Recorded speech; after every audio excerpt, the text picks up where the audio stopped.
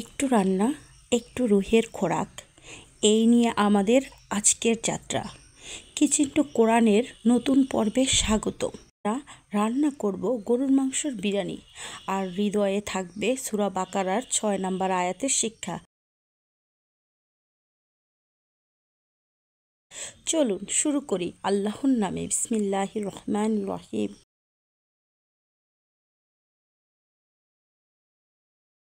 বাজারের খোলা চাল নিয়েছি। এখন বাটিতে কাপ মেপে 5 কাপ চাল নিয়ে নিয়েছি। 5 কাপ মানে 1 কেজি 1 পা।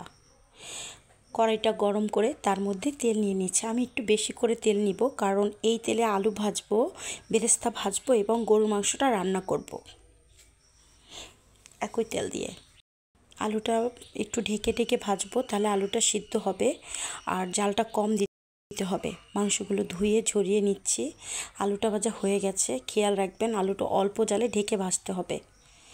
বেরেস্তা করার আগে বেরেস্তাটা ভালো করে ঝরঝরা করে নেবেন, তাহলে বেরেস্তাটা সুন্দর হবে।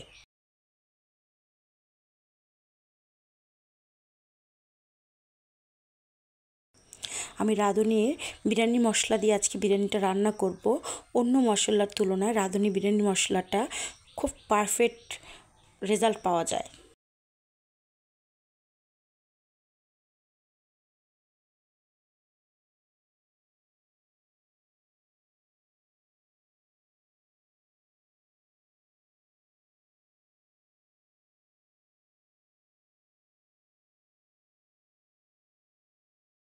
বেরেস্তার মধ্যে আমি গরুর মাংস দিয়ে দিলাম। এখন একে একে সব মশলা, 1 চামচ আদা বাটা, 2 চা চামচ রসুন বাটা, 3 টেবিল চামচ পেঁয়াজ বাটা, রাঁধুনি বিরিয়ানির মশলা, কিছুটা গরম মশলা, 2 চা চামচ গুঁড়ো মশলা, 10টা কাঁচামরিচ, স্বাদ মতো লবণ দিয়ে ভালো করে মিক্স করে নিব। আমি এখন পানি ব্যবহার করব না। মাংস থেকে কম জালে যতটুক বেরোবে অতটুক দিয়ে আমি কষিয়ে নেব। কিছুটা গরম মশলা দিয়ে নিচ্ছি। তেল গরম হওয়ার পরে তার সাথে পেঁয়াজ দিয়ে ভেজে এর মধ্যে ধুয়ে পরিষ্কার করা চালগুলো দিয়ে দিব। অবশ্যই চালের পানি ঝরিয়ে নিতে হবে। এখন এই চালটা লবণ দিয়ে খুব ভালো করে ভেজে নিতে হবে। একটা জিনিস খেয়াল করবেন, এই চালটা যত ভালো ভাজা হবে আমাদের বিরিয়ানি বলেন পোলাও বলেন তত বেশি ঝরঝরা হবে। এখন দেখে মনে হচ্ছে পানি শুকিয়ে গেছে, চাল হয়নি, কিন্তু না, দমে রেখে দিলে আমার এটা 80% সিদ্ধ হয়ে যাবে। এদিকে আমার মাংস রান্নাটা কমপ্লিট।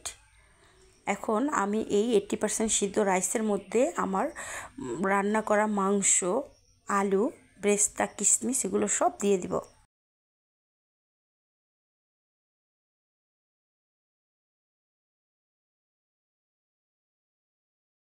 দিয়ে ভালো করে মিক্স করে নিব।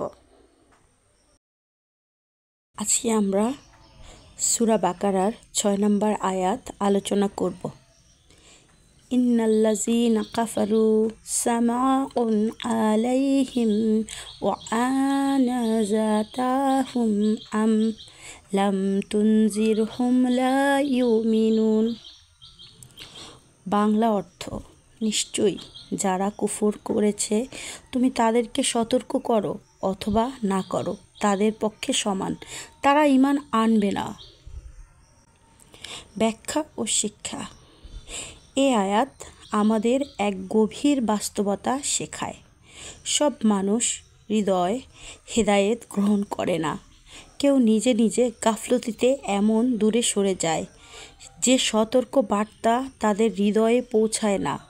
তাদের দায়িত্ব, তাদের কর্তব্য বার্তা পৌঁছানো। হেদায়েত দেওয়া আল্লাহর কাজ। তাই আমরা হাল ছাড়ব না, বরং ধৈর্য ধরে আলো ছড়িয়েই যাব। আজকের রান্না ছিল শুধু পেটের খাবার নয়, বরং আত্মার খাবারের সাথে এক সুন্দর মিল। গরুর মাংসের বিরিয়ানি যেমন আমাদের হৃদয়ে তৃপ্তি দেয়, তেমনি কোরআনের একটি আয়াতও আমাদের জীবনের রাহনুমাইয়া হতে পারে। আসুন রান্নার মতো প্রতিদিন একটু একটু করে কোরআনকে নিজের জীবনে মেশাই। পরে পাশে থাকবেন। আগামী পর্বে দেখা হবে ইনশাআল্লাহ নতুন রেসিপি আর নতুন আয়াত নিয়ে। আসসালামু আলাইকুম ওয়া রাহমাতুল্লাহ।